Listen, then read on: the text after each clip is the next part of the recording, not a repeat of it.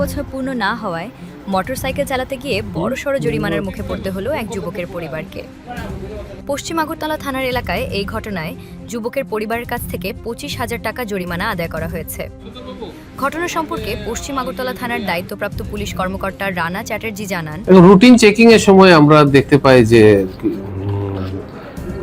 3-4 জন জুবিনাইল তারা একটি বাইক চালাচ্ছিল, যেগুলি ওদের কাছে ড্রাইভিং লাইসেন্সও ছিল না এবং ড্রাইভিং লাইসেন্স থাকার কথাও না, প্লাস আনঅথরাইজলি চালাচ্ছিল।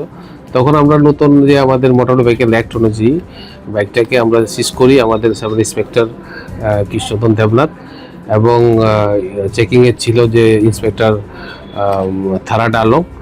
তারপরে প্রসিডিউর মতে আমরা যে ভায়োলেশনে যে অ্যাকচুয়ালি জুবিনাইলরা যখন দেখি যারা যখন তাদেরকে যখন দেওয়া হয় বাইক, এগুলি তো নিয়ম নেই, তো তাদের ক্ষেত্রে আইনটা হচ্ছে আপনার তাদের প্যারেন্টসের, মানে যে বাইকের ওনার এবং তাদের যে প্যারেন্টস আছে তাদের ক্ষেত্রে এটা আইনটা তাদের উপর প্রয়োগ করতে হয়। তো সেই ক্ষেত্রে অ্যাজ পার এমবি অ্যাক্টের নতুন মডিফিকেশন অনুযায়ী আমরা ওনাদেরকে আমরা 25,000 রুপিস আমরা ফাইন করেছি আন্ডার এমবি অ্যাক্ট।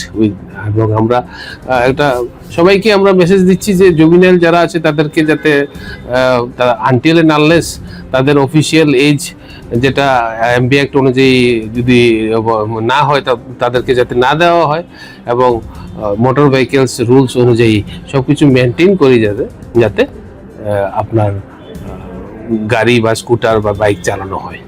কত টাকা জরিমানা করেছে? 25,000।